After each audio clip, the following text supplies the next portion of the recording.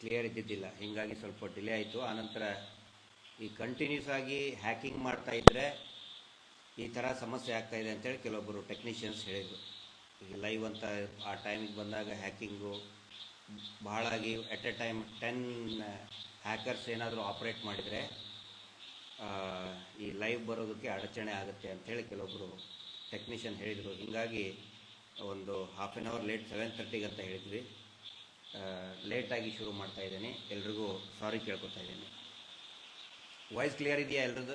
ನಾನು ಮಾತಾಡಿದ್ದು voice clear ಬರ್ತಾ ಇದೆಯಲ್ಲ? No problem. ಈಗ ನಮ್ಮ ಉತ್ತರ ಕರ್ನಾಟಕದ ಭಾಷೆಯಲ್ಲಿ ಗುಳುಗಿಸಿದ್ದ ಒಳೊಳಗೆ ಮೇಯ್ದ ಅಂತ ಒಂದು ಗಾದೆ ಇದೆ.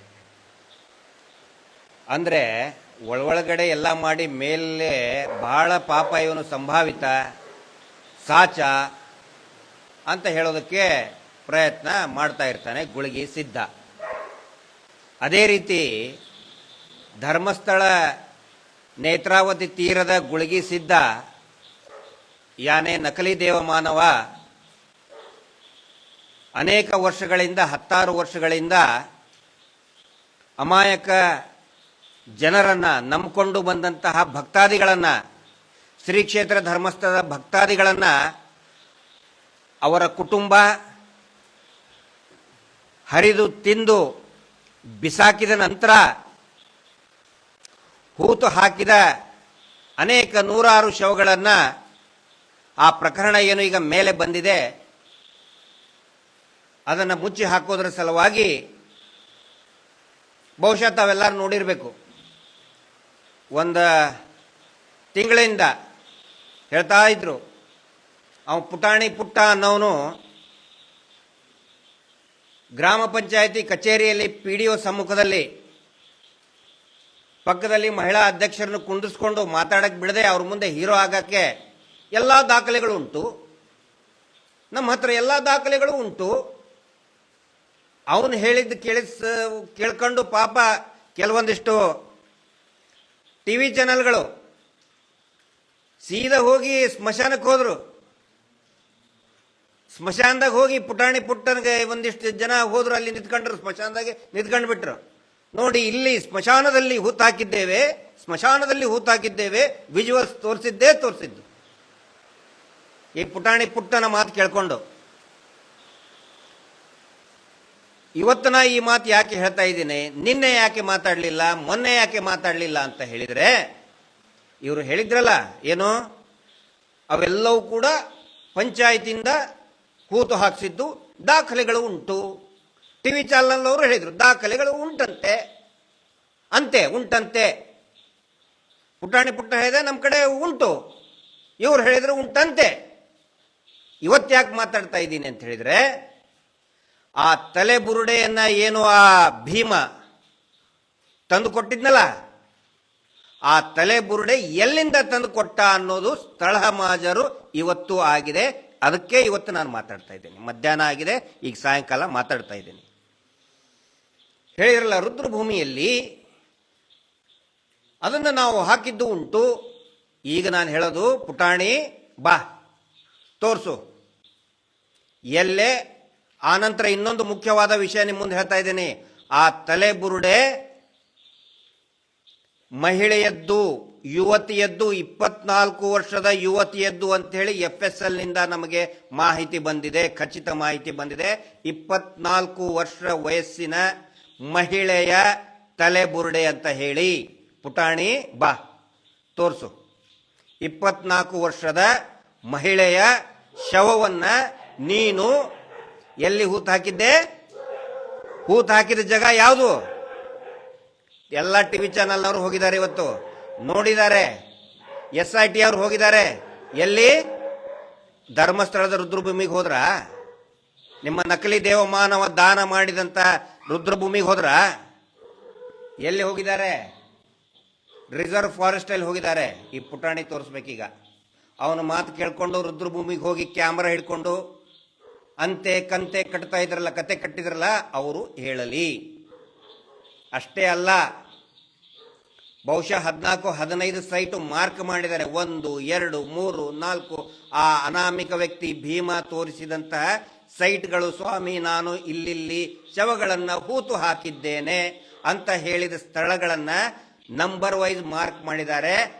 ಆ 14 ಅಥವಾ 15 ಸೈಟ್ಗಳಲ್ಲಿ ಒಂದೇ ಒಂದು ಸೈಟ್ ರುದ್ರಭೂಮಿಯಲ್ಲಿ ಇಲ್ಲ. ಬಾ ಪುಟ್ಟಣಿ ಏಜೆಂಟು, ಏನಂತ ನೀವು ಪ್ರಯತ್ನ ಮಾಡಿದ್ರಿ? ರುದ್ರಭೂಮಿ ತೋರಿಸ್ಬೇಕೀಗ. ನಾನು ಮೊನ್ನೆನೆ 24 ಗಂಟೆ ಟೈಮ್ ಕೊಟ್ಟಿದ್ದೆ, ಈಗಲೂ ಕಾಯ್ತಾ ಇದ್ದೇನೆ. ನಿಮಗಿನ್ನೂ ಟೈಮ್ ಇದೆ, ನಾಳೆ ಬೆಳಗ್ಗೆ ತನಕ ಬನ್ನಿ, ತೋರಿಸ್ಬೇಕು. ಇವರು ಪಂಚಾಯತಿ ದಲಾಲರು. ನಾನು ವಿನಂತಿ ಮಾಡ್ಕೊತಾ ಇದ್ದೇನೆ SIT ಅವ್ರಿಗೆ, ಯಾಕಂತ ಹೇಳಿದ್ರೆ ಅವತ್ತಿಂದ ಅವತ್ತೇ ರಿಜಿಸ್ಟರ್ ಆಗಿಬಿಡಬೇಕು.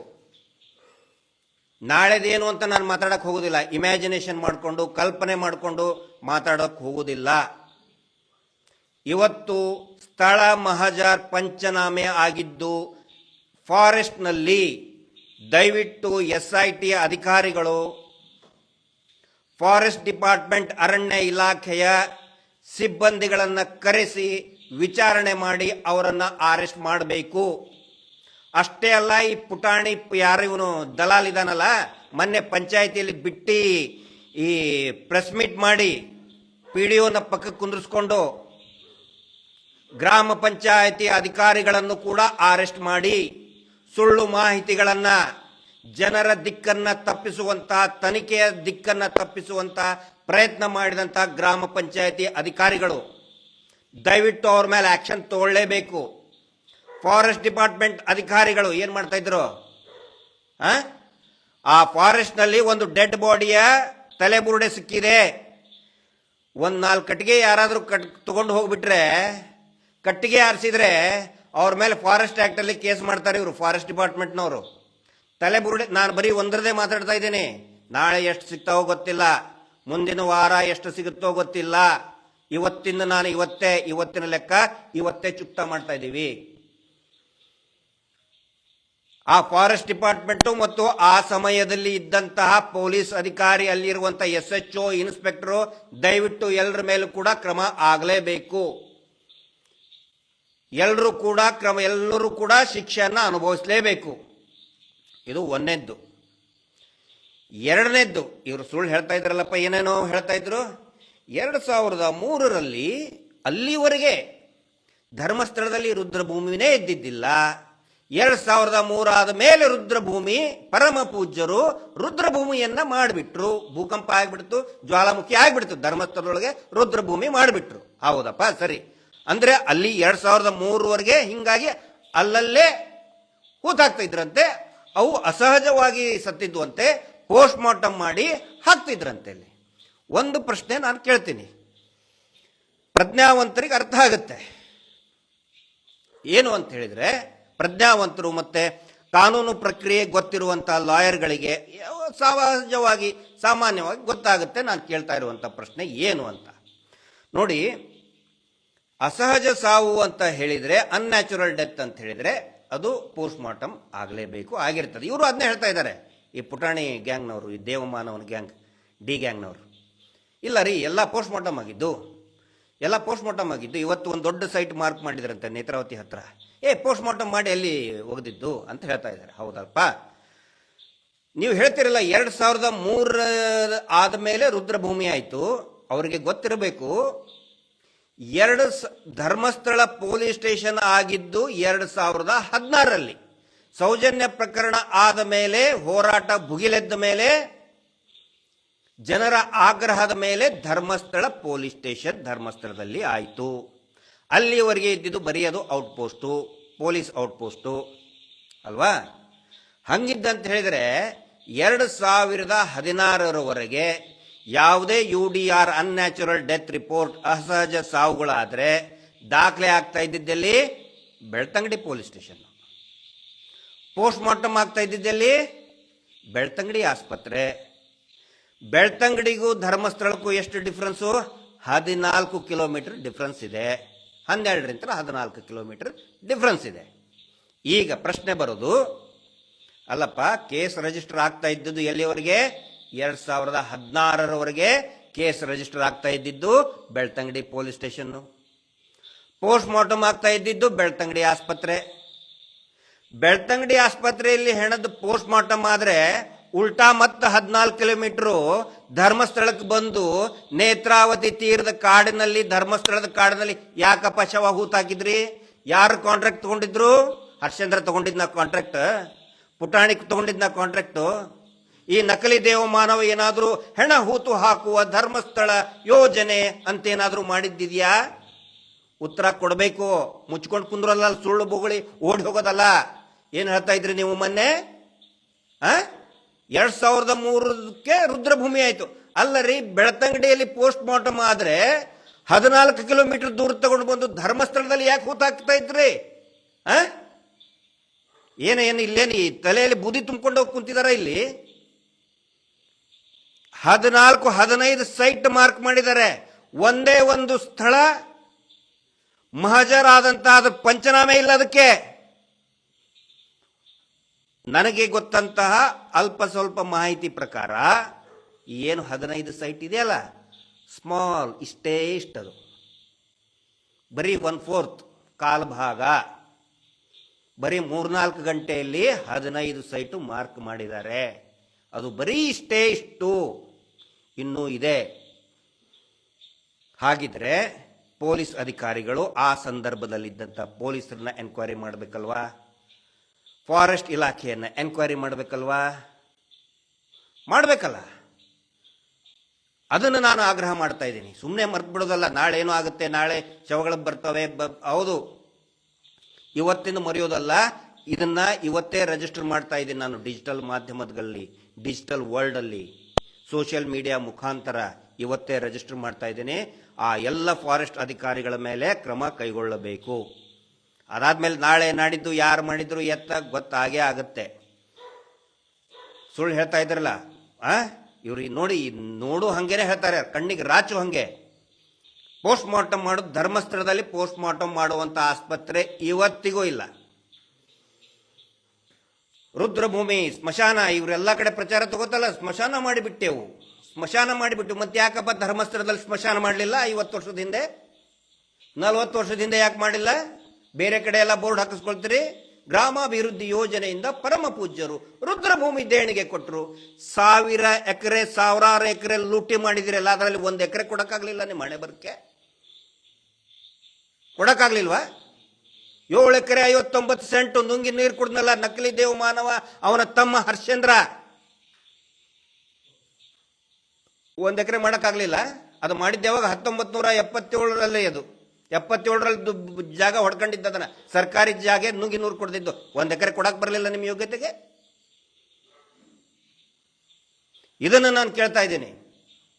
ಏನೋ ಇಮ್ಯಾಜಿನೇಷನ್ ಮಾಡ್ಕೊಂಡಲ್ಲ. ಇವತ್ತು ಪಂಚನಾಮೆ ಆಗಿದೆ, ಅದು ಕೂಡ ಇಲ್ಲಿ ಫಾರೆಸ್ಟ್ ಡಿಪಾರ್ಟ್ಮೆಂಟ್ ನಲ್ಲಿ ಮತ್ತೆ ಫಾರೆಸ್ಟ್ ಅಧಿಕಾರಿಗಳು ಕತ್ತೆ ಕಾಯ್ತಾ ಇದ್ರಾ ಅನ್ನೋ ಮಾತನ್ನ ಕೇಳ್ತಾ ಇದ್ದೀನಿ. ಅವರ ಮೇಲೆ ಕ್ರಮ ಜರುಗಿಸಲೇಬೇಕು. ಈಗ ಈ ಏನು ಟಿವಿ, ನಾನು ಜಾಸ್ತಿ ಹೇಳಕ್ ಹೋಗ್ಬಾರ್ದು, ಸುಖ ಸುಮ್ಮನೆ ಏನೇನೋ ಒಂದು ಪ್ರಪಗಂಡ ಮಾಡ್ತಾ ಇದ್ದಾರೆ. ಮತ್ತೆ ಒನ್ಸ್ ಅಗೇನ್ ಇವತ್ತು ವಿರೋಧ ಪಕ್ಷದ ನಾಯಕರಾದಂಥ ಸನ್ಮಾನ್ಯ ಆರ್ ಅಶೋಕ್ ಅವರಿಗೆ ಇದ್ರ ಬಗ್ಗೆ ಕೇಳಕ್ ಹೋದಾಗ, ಮಂಜುನಾಥ ಸ್ವಾಮಿ ಏನ್ರಿ ತಪ್ಪು ಮಾಡಿದ್ದಾನೆ, ದೇವಸ್ಥಾನ ಏನ್ರಿ ತಪ್ಪು ಮಾಡಿದೆ, ಇದು ಮುಸಲ್ಮಾನರದು, ಕೇರಳದ್ದು. ಆರ್ ಅಶೋಕ್ 2012ರಲ್ಲಿ ಸೌಜನ್ಯಾಳ ಅತ್ಯಾಚಾರ ಕೊಲೆ ಆದಾಗ ಗೃಹ ಸಚಿವ ಆಗಿದ್ದು ಇದೇ ಆರ್ ಅಶೋಕ್ ಅವರು. ಆ ಸಂದರ್ಭದಲ್ಲಿ ತಕ್ಷಣನೇ ಬಂದರು ಇಲ್ಲಿ. ಮಹೇಶ್ ಶೆಟ್ಟರು ಅದ್ರ ಬಗ್ಗೆ ಮಾತಾಡ್ತಾರೆ ನಾಳೆ.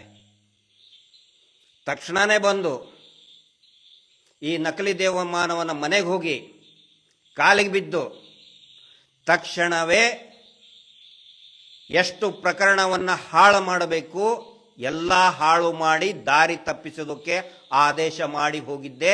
ಇದೇ 3 ಕಾಸಿನ ಬೆಲೆ ಇಲ್ಲದಂತಹ 3 ಬಿಟ್ಟಂತಹ ಆರ್ ಅಶೋಕ್ ಅರೆಸ್ಟ್ ಆಗೇ ಆಗಬೇಕು. ಯಾಕಂತ ಹೇಳಿದ್ರೆ ನಾನು SIT ಅವ್ರಿಗೆ ಹೇಳ್ತಾ ಇದ್ದೇನೆ, ದಯವಿಟ್ಟು ಇದರ ಎಲ್ಲಾ ಮೂಲಗಳನ್ನು ಹೊರಗಡೆ ತೆಗಿರಿ. ನೀವು ಎಲ್ಲಾ ಮೂಲಗಳನ್ನು ಕೂಡ ನೀವು ಹೊರಗಡೆ ತೆಗಿಬೇಕು. ಈ ಮೂರು ಬಿಟ್ಟಂತಹ ಆರ್ ಅಶೋಕ 3 ಕಾಸಿನ ಬೆಲೆ ಇಲ್ಲ, 3 ಬಿಲ್ಲೆ ಬೆಲೆ ಇಲ್ಲ. ಯಾಕೆ ಕಂಟಿನ್ಯೂಸ್ ಆಗಿ ಆರ್ಸ್ ಬರ್ತಾರೆ ಅಂತ ಹೇಳಿದ್ರೆ, ಬಂಗಾರದಂತಹ ಭಾರತೀಯ ಜನತಾ ಪಕ್ಷದ ಕಾರ್ಯಕರ್ತರಿದ್ದಾರಲ್ಲಿ. ಮೇಲ್ಗಡೆ ವಾಜಪೇಯಿ ಅವ್ರದ್ದು, ಇಲ್ಲಿ ಅವ್ರದ್ದೇ ಫೋಟೋ ಇದೆ, ಅಟಲ್ಜಿ ಅವ್ರದ್ದು, ಮೋದಿಜಿ ಅವ್ರನ್ನ ನೋಡಿಕೊಂಡು ಸಾವಿರಾರು ಜನ ಕಾರ್ಯಕರ್ತರು ಕೆಲಸ ಮಾಡೋದಕ್ಕೆ ಆರಿಸಿ ಬರ್ತಾರೆ. ಇವರು ಆರಿಸಿ ಬಂದ ಮೇಲೆ ಅದೇ ಹಿಂದೂ ಕಾರ್ಯಕರ್ತರನ್ನ ಬಜರಂಗ ದಳದವ್ರ ಮೇಲೆ ನಾವು ಕ್ರಮ ಕೈಗೊಂಡು ಬಿಟ್ಟಿದ್ದೀನಿ ಅಂತ ಹೇಳಿ ವಿಧಾನಸಭೆಯಲ್ಲಿ ಎದೆ ಉಬ್ಬಿಸಿ ಮಾತಾಡುವಂತ ಇದೇ 3 ಬಿಟ್ಟಂತಹ ಆರ್ ಅಶೋಕ್. ಇವತ್ತು ಹಿಂದೂ ಮುಸ್ಲಿಂ ಮಾತಾಡ್ತೀರಿ ನೀವು. ಕೇರಳ ಬಗ್ಗೆ ಮಾತಾಡ್ತಿರಲ್ಲ, ಕೇರಳದಲ್ಲಿ ಹಿಂದೂ ಸಂಪ್ರದಾಯವನ್ನ ಪಾಲಿಸ್ತಕ್ಕಂತಹ ಕೋಟ್ಯಾಂತರ ಜನ ಭಕ್ತರಿದ್ದಾರೆ. ಆ ಭಕ್ತರು ಇಲ್ಲಿ ಕಾಣೆಯಾಗಿದ್ದಾರೆ, ಶವ ಆಗಿದ್ದಾರೆ ಅನ್ನುವಂತಹ ಮಾಹಿತಿ ಇದೆ. ಇಲ್ಲಿ ಇವನ ಪ್ರಸಾದ, ಇವನ ಲಂಚ ತಿಂದ್ರಿ, ಇವನ ಲಂಚ ತಿಂದು ಎದಕ್ ಗೊತ್ತಾ, ನಾನು ಇವ್ರು ಯಾಕೆ ಮಾತಾಡ್ತಾ ಇದ್ದೀರಿ ಅಂತ ಹೇಳಿದ್ರೆ, ಇವರೆಲ್ಲ ಬಂದು ಈಗ ಬಾಲ ಬೀಸ್ತಾ ಇದ್ದಾರೆ ಅಂತ ಹೇಳಿದ್ರೆ ಜನಸಾಮಾನ್ಯರಿಗೆ ಗೊತ್ತಿರಲಿ ಅಂತ ನಾನು ಹೇಳ್ತಾ ಇದ್ದೀನಿ. ಹೇಳಿಬಿಟ್ಟಿರ್ತಾನೆ ಇವ್ನು ನಕಲಿ ದೇವಮಾನವ. ನೋಡಿ, ನೀವೇ ಅವಾಗ ಹೋಮ್ ಮಿನಿಸ್ಟರ್ ಇದ್ರಿ, ಇದು SIT ತನಿಖೆ ದೊಡ್ಡದು ಆಗ್ತಾ ಏನಾದರೂ ಆದರೆ ನಾಳೆ ನೀವೇ ಸಿಕ್ಕಿ ಬೀಳ್ತೀರಿ, ಅದಕ್ಕೆ ಈಗಲೇ ದಾರಿ ತಪ್ಪಿಸಿಬಿಡಿ. ಇದು ಒಂದನೇ ಕಾರಣ. ಎರಡನೇ ಕಾರಣ ಏನಂತ ಹೇಳಿದ್ರೆ, ಈ ಮೀಟರ್ ಬಡ್ಡಿ ದಂಧೆ, ಅಭಿವೃದ್ಧಿ ಯೋಜನೆ, ಗ್ರಾಮಾಭಿವೃದ್ಧಿ ಯೋಜನೆ, ಅಸಲಿಯತ್ನಲ್ಲಿ ಮೀಟರ್ ಬಡ್ಡಿ ದಂಧೆ ಅದು. ಅದರಲ್ಲಿ ಇವರ ಬ್ಲ್ಯಾಕ್ ಮನಿಗಳು, ಈ ಅನೇಕ ರಾಜಕಾರಣಿಗಳ ಬ್ಲ್ಯಾಕ್ ಮನಿ ಕೂಡ ಇದೆ. ನಾನು ಮುಳುಗಿಬಿಟ್ರೆ ಹೋಯ್ತು, ನಿಮ್ಮ ದುಡ್ಡು ಕೂಡ ಮುಳುಗಿಬಿಡ್ತು ಅಂತ ಹೇಳಿದ್ದಾರೆ.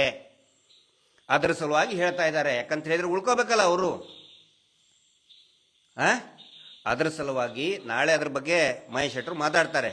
ಹಿಂದೂ ಹಿಂದೂ ಅಂತ ಹೇಳ್ತಾರಲ್ಲ, ಅನೇಕ ಅಲ್ಲಿ ಕೆಳಗಡೆ ಸತ್ತು ಬಿದ್ದಂಥವ್ರು ಎಲ್ಲರೂ ಕೂಡ, ಭೂಮಿಯ ಕೆಳಗೆ ಅನಾಥವಾಗಿ ಇರೋರು ಎಲ್ಲರೂ ಕೂಡ ಹಿಂದೂಗಳೇ. 3 ಬಿಟ್ಟ ಆರ್ ಅಶೋಕ್ ಅವರೇ, ಗೊತ್ತಿರಲಿ ನಿಮಗೆ. ಕೊನೆಯದಾಗಿ ಒಂದು ಮಾತು ಹೇಳ್ತಾ ಇದ್ದೀನಿ. ಏನಂತಂದ್ರೆ, ಈಗ ತಾನೇ 1 ಗಂಟೆ ಹಿಂದೆ ಒಂದು ಫೋಟೋಸ್ನೆಲ್ಲ ನೋಡ್ತಾ ಇದ್ದೆ ಸೋಷಿಯಲ್ ಮೀಡಿಯಾದಲ್ಲಿ. ಇವನೇನು ಆ ಭೀಮಾ ಸೈಟ್ ಮಾರ್ಕ್ ಮಾಡಿದಾನೆ, ಆ ಸೈಟು ಅಲ್ಲಿ ಅವುಗಳನ್ನು ರಾತ್ರೋರಾತ್ರಿ ಯಾರಾದರೂ ಎತ್ಕೊಂಡು ಹೋಗಬಾರ್ದು, ನಾಶ ಮಾಡಬಾರ್ದು ಅಂಥೇಳಿ ಒಂದೊಂದು ಸೈಟಿಗೆ ಇಬ್ಬಿಬ್ರು ಗನ್ಮ್ಯಾನನ್ನು ಹಾಕಿದ್ದಾರೆ. ಒಂದು ಸೈಟಿಗೆ 2 ಗನ್ಮ್ಯಾನ್ ಹಾಕಿದಾರಂತೆ. ನನಗೆ ಇದನ್ನು ನೋಡಿ ಬಹಳ ಏನೋ ಆಶ್ಚರ್ಯ, ಒಂದು ಮಿರಾಕಲ್ ಅನಿಸ್ತು. ಯಾಕಂತ ಹೇಳಿದರೆ, 2023ರಲ್ಲಿ ಹೋರಾಟ ಮತ್ತೆ ಮಹೇಶ್ ಶೆಟ್ಟರು ದೊಡ್ಡ ಮಟ್ಟದ ಹೋರಾಟ, ದೊಡ್ಡ ಮಟ್ಟದ ಧ್ವನಿಯನ್ನು ಎತ್ತಿದಾಗ ಅವರಿಗೆ ಒಬ್ಬ ಗನ್ಮ್ಯಾನ್ ಇದ್ದ, ಪಂಜಾಬ್ನಿಂದ ಬಂದಂಥ ಗನ್ಮ್ಯಾನ್ ಇದ್ದ, ಬಹಳ ನಿಷ್ಠಾವಂತನಾಗಿದ್ದ. ಅವನಿಗೆ ಈ ಡಿ ಗ್ಯಾಂಗ್ನವರು, ಈ ನಕಲಿ ದೇವಮಾನವನ ಗ್ಯಾಂಗ್ನವರು ಸೋಷಿಯಲ್ ಮೀಡಿಯಾದಲ್ಲಿ ಗೇಲಿ ಮಾಡ್ತಾಯಿದ್ರು, ಗನ್ಮ್ಯಾನ್ ಅಂತೆ ಅಂತೇಳಿ. ಇವತ್ತು ಈ ನಕಲಿ ದೇವಮಾನವನ ಕುಟುಂಬದವರು ಹರಿದು ತಿಂದು ಅನಾಥವಾಗಿ ಬೀಸಾಕಿದಂತಹ ಶವಗಳಿಗೆ ಇವತ್ತು ಇಬ್ಬಿಬ್ರು ಗನ್ಮ್ಯಾನ್ ಕೊಟ್ಟಿದ್ದಾರೆ. ಅದು ಸೌಜನ್ಯಾಳ ಶಕ್ತಿ. ಅಷ್ಟೇ ಅಲ್ಲ, ಈ ನಕಲಿ ದೇವಮಾನವನ ಹತ್ರ ಲಕ್ಷ ಕೋಟಿ ರೂಪಾಯಿ ಇದೆ. ಸಾಕಷ್ಟು ಪ್ರಭಾವ, ರಾಜಕೀಯದ ಪ್ರಭಾವ, ಜುಡಿಷಿಯರಿ ಪ್ರಭಾವ, ಜಡ್ಜ್ಗಳ ಪ್ರಭಾವ, ಇನ್ನು ಯಾರ್ದು ಬೇಡ, ಎಲ್ಲ ಪ್ರಭಾವ ಇದ್ರೂ ಕೂಡ ಒಂದು ನಾಯಿನೂ ಕೂಡ ಇವತ್ತು ಮೂಸ್ತಾ ಇಲ್ಲ. ಆ ಅನಾಥ ಶವಗಳಿಗೆ 2 ಗನ್ಮ್ಯಾನ್ ಕೊಡಿಸಿದ್ದಾಳೆ ಸೌಜನ್ಯ ಹೋರಾಟ. ಅದು ಸೌಜನ್ಯಾಳ ಶಕ್ತಿ. ಒಂದು ನಾಯಿ ಮೂಸಾಕ್ ರೆಡಿ ಇಲ್ಲ ಇವತ್ತು. ಅವನು ಬೀಡಿನ ಮನೆಗೆ ಹೋಗಿ ಅಳ್ತಾ ಇದ್ದಾರೆ, ಗೋಗರಿತಾ ಇದ್ದಾರೆ, ಅವನು ಕೂಗಾಡ್ತಾ ಇದ್ದಾನಂತೆ. ಯಾರು? ಹರ್ಷೇಂದ್ರ ಅನ್ನುವ ರೇಪಿಸ್ಟ್ ಬಾಸ್ಟರ್ಡ್ ಕೂಗಾಡ್ತಾ ಇದ್ದಾರಂತೆ. ಏನಂತ? ಅಯ್ಯೋ, ನಿಮ್ಗೆ ರಿಕ್ವೆಸ್ಟ್ ಮಾಡ್ಕೋತೀನಿ, ಆನೆ ಮಾವು ತಂದು ನಾವು ಇದನ್ನ ಮಾಡಿಲ್ಲ, SIT ಅವ್ರು ಬಂದಾಗ ನಮ್ಮ ಹೆಸರು ಹೇಳಬೇಡಿ ಅಂತ ಕೈ ಮುಗಿದು ಗೋಗರಿತಾ ಇದ್ದಾನೆ ನಾಲಾಯಕ್ bastard psycho rapist killer Harshendra. ಅವರ ಅಣ್ಣ ಬ್ರಾಹ್ಮಣರ ಕುಟುಂಬದ ಮುಂದೆ ಹೋಗಿ ಅಳ್ತಾ ಇದ್ದಾನೆ, SIT ಮುಂದೆ ನಮ್ಮ ಹೆಸರು ಹೇಳ್ಕೊಡುದು ಅಂತ ಹೇಳಿ ಆ ಪರಿಸ್ಥಿತಿಗೆ ಬಂದಿದ್ದಾನೆ. ಒಂದು ನಾಯಿನೂ ಅವನ ಹತ್ರ ಬರ್ತಾ ಇಲ್ಲ. ಅನಾಥ ಶವಗಳಿಗೆ ಎರಡೆರಡು ಗನ್ಮ್ಯಾನ್ ರಕ್ಷಣೆ ಇದೆ. ಅದು ಸೌಜನ್ಯಾಳ ಶಕ್ತಿ. ಇನ್ನೂ ಬಹಳಷ್ಟು ಇದೆ ಮುಂದೆ. ಇದು ಜಸ್ಟ್ ಬಿಗಿನಿಂಗ್, ಜಸ್ಟ್ ಇಂಟ್ರೊಡಕ್ಷನ್. ಈ ಸೀರಿಯಲ್ ಕಿಲ್ಲರ್ಸ್ ಏನಿದ್ದಾರೆ ಅವರ ಅವನತಿ, ಅವರ ಸಂಹಾರ, ಆ ಶುಂಭ ನಿಶುಂಭರ ಸಂಹಾರದ ಜಸ್ಟ್ ಇಂಟ್ರೊಡಕ್ಷನ್. ನಾನು SIT ಅವರಿಗೆ ಹೆಡ್ಸ್ ಆಫ್ ಹೇಳ್ತಾ ಇದ್ದೀನಿ. ಇವತ್ತು ಸಾಯಂಕಾಲ ಇಲ್ಲಿ ಸ್ಥಳೀಯ ಒಂದು 3-4 ಯುವಕರ ತಂಡ ಬಂದಿತ್ತು. ನಾವು ರಕ್ಷಣೆ ಕೊಡ್ತೀವಿ. ಎಲ್ಲಿ ಮಾರ್ಕ್ ಮಾಡಿದ್ದಾರೆ ಸ್ಥಳೀಯರು ಇಡೀ ರಾಜ್ಯದಿಂದ ದೇಶದಿಂದ ಕರೆ ಮಾಡ್ತಾ ಇದ್ದಾರೆ. ಒಂದು ಕರೆ ಕೊಡಿ, ಬರ್ತೀವಿ ಧರ್ಮಸ್ಥಳಕ್ಕೆ, ಹೋರಾಟಕ್ಕೆ ಇಳಿಯೋಣ ಅಂತ ಕರೆ ಕೊಡ್ತಾ ಇದ್ದಾರೆ. ಸ್ಥಳೀಯರು ಕೂಡ ಇವತ್ತು ಕೈ ಜೋಡಿಸಿದ್ದಾರೆ. ನಾವು ಇವತ್ತು ಗಸ್ತು ತಿರುಗ್ತೀವಿ. ಎಲ್ಲೆಲ್ಲಿ ಮಾರ್ಕ್ ಮಾಡಿದ್ದಾರೆ ಅವುಗಳ ಆ ಸೈಟ್ಗಳ ರಕ್ಷಣೆಗೋಸ್ಕರ. ಯಾಕಂದ್ರೆ ಹೇಳಕ್ಕಾಗೋದಿಲ್ಲ. ಇವನು ಏನ್ ಮಾಡ್ತಾನೆ, ಇವನು ನೀಚಲ್ ಜೈನ್ ಇದನ್ನಲ್ಲ, ಹೋಗಿ ಅಂತಲ್ಲಿ ತೆಗೆದು ಬರ್ಬೋದು. ಆಮೇಲೆ ಇವ್ರು ಹೇಳಿಕೆ ಕೊಡ್ತಾರೆ, ಇವರು ದೊಡ್ಡಪ್ಪ, ನಮ್ಮ ಮಗು ಸೂಸು ಮಾಡಕ್ ಹೋಗಿತ್ತು, ಅವಾಗ ನಮ್ಮ ಮಗು ಅಮೆರಿಕಾದಲ್ಲಿ ಹೋಗಿತ್ತು ಅಂತ ಹೇಳಿ ನಕಲಿ ದೇವಮಾನವ, ನಕಲಿ ಪಾಸ್ಪೋರ್ಟು, ನಕಲಿ ವೀಸಾ ಇಟ್ಕೊಂಡು ಅಮೆರಿಕಾದಲ್ಲಿ ಹೋಗಿತ್ತು ಅಂತ ಹೇಳ್ದಂಗೆ ನಮ್ಮ ಮಗು ಸೂಸು ಮಾಡಕ್ ಹೋಗಿತ್ತು, ಕೆದಕಾಕ್ ಹೋಗಿದ್ದಿಲ್ಲ ಅಂತ ಹೇಳ್ಬಿಡ್ತಾನೆ. ಇಷ್ಟೇ. ಇದೇ ರೀತಿ ಜನರನ್ನ ಮೂರ್ಖರನ್ನಾಗಿ ಮಾಡಿಬಿಟ್ಟಿದ್ದಾರೆ. ನೀವು ಕೇಳಬಹುದು, ನೀವು ಇಷ್ಟೊಂದು ರ್ಯಾಶ್ ಆಗಿ ಯಾಕೆ ಮಾತಾಡ್ತೀರಿ, ಡಿಪ್ಲೊಮ್ಯಾಟಿಕ್ ಆಗಿ. ನಾವು ಉತ್ತರ ಕರ್ನಾಟಕದವರು, ಹೆಣ್ಣು ಮಕ್ಕಳನ್ನ ಚುಡಾಯಿಸಿದ್ರೆ ತಲೆ ಕತ್ತರಿಸಿ ಹಾಕದಂತವ್ರು ನಾವು. ಈ ರೇಪಿಸ್ಟ್ಗಳನ್ನ ಅವಾಗಲೇ ಕೊಂದು ತುಂಡು ತುಂಡು ಮಾಡಿ ಸುಟ್ಟು ಹಾಕಬೇಕಾಗಿತ್ತು. 100 ಹೆಣಗಳು ಬಿದ್ದಿದೆ. ಸ್ಟೇ ತಗೊಂಡು ಬರ್ತಾನೆ 339 ಜನರ ಮೇಲೆ. ಇಲ್ಲಿ ಬಹಳ ಪಾಶ್ ಆಗಿ ಆ ಪಾರ್ಶ್ವನಾಥ್ರೆ ಎಲ್ಲರಿಗೂ ಗೊತ್ತಿರಲಿ, ಸೌಜನ್ಯ ಪ್ರಕರಣದಲ್ಲಿ CBI ಆದೇಶ ಆದಾಗಲೂ ಕೂಡ ಇದೇ ಪಾರ್ಶ್ವನಾಥ್ ಅದೇ ಸ್ಟೇಟ್ಮೆಂಟ್ ಕೊಡ್ತಿದ್ರು, ನಾವು ಸ್ವಾಗತಿಸುತ್ತೇವೆ ಅಂತ ಹೇಳಿ. ಮಾತನಾಡುವ ಮಂಜುನಾಥ, ನಕಲಿ ಮಾತನಾಡುವ ಮಂಜುನಾಥನ ಬಾಯಲ್ಲಿ ಏನಿಟ್ಕೊಂಡಿದ್ದಾನೆ? ಯಾಕೆ ಮಾತಾಡ್ತಾ ಇಲ್ಲ? ಒಂದೇ ಒಂದು ಮಾತು ಬರ್ತಾ ಇದೆಯಾ? ಆ ಪಾರ್ಶ್ವನಾಥನ್ ಇದಕ್ಕೊಂದು ಸೀಲ್ ಇಲ್ಲ, ಸಿಗ್ನೇಚರ್ ಇಲ್ಲ, ಸ್ಟೇಟ್ಮೆಂಟ್ ಕೊಟ್ಟರು, ಏನೂ ಇಲ್ಲ, ಮಾತಾಡ್ತಾನೆ ಇಲ್ಲ. ಯಾಕೆ ಮಾತಾಡಲ್ಲ? ದೊಡ್ಡ ದೊಡ್ಡ ಬಿರುದು ತಗೊಂಡವ್ರಲ್ಲ, ರಾಜಶ್ರೀ, ಆಶ್ರೀ, ದೇವರ್ಷಿ, ಇನ್ಯಾವ್ಯಾವ ವರ್ಷಿನೋ. ಒಂದೇ ಒಂದು ಸ್ಟೇಟ್ಮೆಂಟ್ ಬರ್ತಾ ಇಲ್ಲ. ಇದು ಸುಳ್ಳು, ಅಲ್ಲಿ ಇಲ್ವೇ ಇಲ್ಲ. ಇವತ್ತು ಅಲ್ಲಿ ಸೈಟ್ ಹತ್ರ ಬಂದು ಹೇಳ್ತಾರಂತೆ, ಅಯ್ಯೋ ಅದು ಅಲ್ಲಿ ಪೋಸ್ಟ್ ಮಾರ್ಟಮ್ ಅಲ್ಲೇ ಆಗ್ತಾ ಇತ್ತು. ಅಂದ್ರೆ ನೇತ್ರಾವತಿ ಸ್ನಾನಘಟ್ಟ ಏನು ಫಿಶ್ ಮಾರ್ಕೆಟಾ, ಮಟನ್ ಮಾರ್ಕೆಟಾ ಅಂತಲ್ಲೇನೆ ಪೋಸ್ಟ್ ಮಾರ್ಟಮ್. ಅತ್ಯಂತ ಪವಿತ್ರವಾದಂಥ ಹಿಂದೂಗಳ ಅತ್ಯಂತ ಪವಿತ್ರವಾದಂಥ ಕ್ಷೇತ್ರ, ಅತ್ಯಂತ ಪವಿತ್ರವಾದಂಥ ಸ್ನಾನಘಟ್ಟ ಅದು. ಅಲ್ಲಿ ನೀವು ಪೋಸ್ಟ್ ಮಾರ್ಟಮ್ ಮಾಡಕ್ ಹಚ್ತಿದ್ದೀರಿ ನೀವು. ಎಲ್ಲವೂ ಕೂಡ ಹೊರಗಡೆ ಬರ್ತದೆ. ಆರ್ ಅಶೋಕ್ ಅವರೇ ಗೊತ್ತಿರಲಿ ನಿಮ್ಗಿದೆಲ್ಲ. ಬಿಟ್ಟಿ ಏನೋ ಹೇಳಿದ, ಏನೋ ತಿನ್ಸಿದ, ಸಗಣಿ ತಿನ್ಸಿದ ಅಂತೇಳಿ ಬಾಯಿ ಬಂದಂಗೆ ಮಾತಾಡಿದರೆ ಅಲ್ಲ. ಕೇರಳ ಬನ್ನಿ, ಹೋಗ್ರಿ ಕೇರಳಕ್ಕೆ. ಎಷ್ಟು ಜನ ಹಿಂದೂಗಳು ಇಲ್ಲಿ ನಡ್ಕೊಳ್ತಾರೆ. ಶ್ರೀ ಕ್ಷೇತ್ರ ಧರ್ಮಸ್ಥಳಕ್ಕೆ ಎಷ್ಟು ಜನ ಅಯ್ಯಪ್ಪ ಸ್ವಾಮಿ ಭಕ್ತರು ನಡ್ಕೋತಾರೆ. ಅಯ್ಯಪ್ಪ ಸ್ವಾಮಿ ಭಕ್ತರಿಗೆ ಕೋಲಿನಿಂದ ಹೊಡೆದು ಕಳಿಸಿದಾರಲ್ಲಿ. ಇದು ಗೊತ್ತಿರಲಿ. ಮುಂದೆ ನಾಳೆಯಿಂದ ನಾನು ಎಲ್ಲರಿಗೂ ಕೇಳ್ಕೊಳ್ಳೋದಿಷ್ಟೇ, ದಯವಿಟ್ಟು ಆ ಎಲ್ಲೆಲ್ಲಿ ಸೈಟ್ ಇದೆ ಪೊಲೀಸರು ಖಂಡಿತ ರಕ್ಷಣೆ ಕೊಡ್ತಾರೆ ಅನ್ನುವಂಥ ನಂಬಿಕೆ ಇದೆ. ಆದರೆ ಪೊಲೀಸರ ಜೊತೆಗೆ ಕೈ ಜೋಡಿಸಿ ನಾವು ಕೂಡ ಇರಬೇಕಾಗುತ್ತೆ. ಈ ಆರ್ ಅಶೋಕು, 3 ಬಿಟ್ಟ 3 ಅಶೋಕು ಅವ್ರ ಮಾತು ನಂಬಕ್ಕೆ ಹೋಗಬೇಡಿ. ಎಲ್ಲರೂ ಹಿಂದೂ, ಮುಸಲ್ಮಾನರು, ಕ್ರಿಶ್ಚಿಯನ್ರು, ಎಲ್ಲ ಪಂಥದವರು, ರಾಜಕೀಯ ಬಿಡಿ. ರಾಜಕೀಯ ಯಾವ ಇಲೆಕ್ಷನ್ ಬಂದಾಗ ಯಾವ್ಯಾವ ಪಕ್ಷಕ್ಕೆ ಬೇಕೋ ಆ ಪಕ್ಷಕ್ಕೆ ವೋಟ್ ಹಾಕಿ. ಆದರೆ ಈಗ ಎಲ್ಲರೂ ಒಂದಾಗಿ, ಪ್ರತಿ ನನ್ನ ಈ ಲೈವ್ನಲ್ಲಿ ಅದೇ ಹೇಳ್ತಾ ಇದ್ದೀನಿ, ದಯವಿಟ್ಟು ಒಂದಾಗಿ ಸಮಾಜವನ್ನು, ಮಾನವ ಸಮಾಜವನ್ನು ಒಡೆಯುವಂತಹ ಪ್ರಯತ್ನಗಳಾಗ್ತಾ ಇದೆ. ಅದು ಆಗಬಾರ್ದು. ನಾವೆಲ್ಲರೂ ಸೇರಿ ಈ ಹೋರಾಟವನ್ನು ಜಯಗಳಿಸೋಣ. ಏನು ನಿಷ್ಠೆಯಿಂದ ತನಿಖೆ ಮಾಡ್ತಾ ಇದ್ದಾರೆ ಅವರು ಬೆಂಬಲಕ್ಕಾಗಿ ನಿಂತ್ಕೊಳ್ಳೋಣ. ಅವ್ರ ಕೆಲಸ ಅವ್ರು ಮಾಡ್ತಾ ಇದ್ದಾರೆ. ಇಲ್ಲಿ ನಾಳೆದು ನಾನು ಇವತ್ತು ಯಾಕೆ ಹೇಳಲ್ಲ ಅಂತ ಹೇಳಿದರೆ, ಪ್ರೊಸೀಜರ್ ಮಾತಾಡಬೇಕು. ಇವತ್ತು ಪ್ರತಿಯೊಂದು ಕೂಡ ಕಾನೂನು ರೀತಿಯೇ ನಡೀತಾ ಇದೆ. ಹೀಗಾಗಿ ನಾವು ಏನು ಜಾಸ್ತಿ ಮಾತಾಡ್ತಾ ಇಲ್ಲ. ಪ್ರೊಸೀಜರ್ಗಳು ಮಾತಾಡಬೇಕು. ಈ ಪ್ರೊಸೀಜರ್ ಆದ ಮೇಲೆ ನಾವು ಮಾತಾಡ್ತಾ ಇದ್ದೀವಿ. ನಾಳೆ ನಾಡಿದ್ದೇ ನೋಡಿಕೊಂಡು ಮತ್ತೆ ಮಾತಾಡ್ತೀವಿ. ಜನರನ್ನು ಜಾಗೃತಿ ಮಾಡುವಂಥ ಕೆಲಸ ಮಾಡ್ತಾ ಇದ್ದೀವಿ. ದಯವಿಟ್ಟು ಪ್ರತಿಯೊಬ್ಬರೂ ಕೂಡ ಈ ಹೋರಾಟದಲ್ಲಿ ಕೈ ಜೋಡಿಸಿ. ಅಲ್ಲಿದ್ದಾಳಲ್ಲ ಸೌಜನ್ಯ, ಕೊನೆ ಮಾತು ಏನು ಗೊತ್ತಾ? ಅವಳು ಹೇಳಿದ್ದು, ಕೊನೆ ಉಸಿರಿದ್ದಾಗ ಅವಳು ಹೆದರಲಿಲ್ಲ. ಮುಂಚೆ ಹೆದರಿದ್ಲು. ಗಾಬರಿಯಾಗಿದ್ಲು. ಏನಪ್ಪ ನಾನು ನಂಬ್ಕೊಂಡಂತಹ ಇವರು ದಣಿಗಳು ಅವರೇ ಹಿಂಗೆ ಮಾಡ್ತಾ ಇದ್ದು ಗಾಬರಿಯಾಗಿದ್ಲು. ಕೊನೆಯದಾಗಿ ಹೇಳಿದ್ದವಳು, ಎಷ್ಟೇ ರಿಕ್ವೆಸ್ಟ್ ಮಾಡ್ಕೊಳ್ಳೋ ನನ್ನ ಬಿಟ್ಟು ಬಿಡಿ ಆದರೂ ಕೂಡ ಹಾಳು ಮಾಡಿದರು. ಜೀವ ಹೋಗಬೇಕಾದ್ರೆ ಹೇಳಿದಂಥ ಒಂದೇ ಮಾತು, ನಿಮ್ಮೆಲ್ಲರ ಸಂಹಾರ ನಾನು ಮಾಡೇ ಮಾಡ್ತೀನಿ ಅಂತ ಹೇಳಿದ್ದು ಇದೇ ಸೌಜನ್ಯ. ಈಗ ಸೌಜನ್ಯ ಶಕ್ತಿಯಾಗಿ ನಮ್ಮೆಲ್ಲರಿಗೂ ಕೂಡ ಪ್ರೇರೇಪಣೆ ಮಾಡ್ತಾ ಇದ್ದಾಳೆ, ಪ್ರೇರಣೆ ಆಗಿದ್ದಾಳೆ. ಆ ಸೌಜನ್ಯ ಹೋರಾಟದ ಭಾಗವಾಗಿ ನಾವೆಲ್ಲರೂ ಕೆಲಸ ಮಾಡೋಣ. Justice for Sowjanya. ನಮಸ್ತೆ.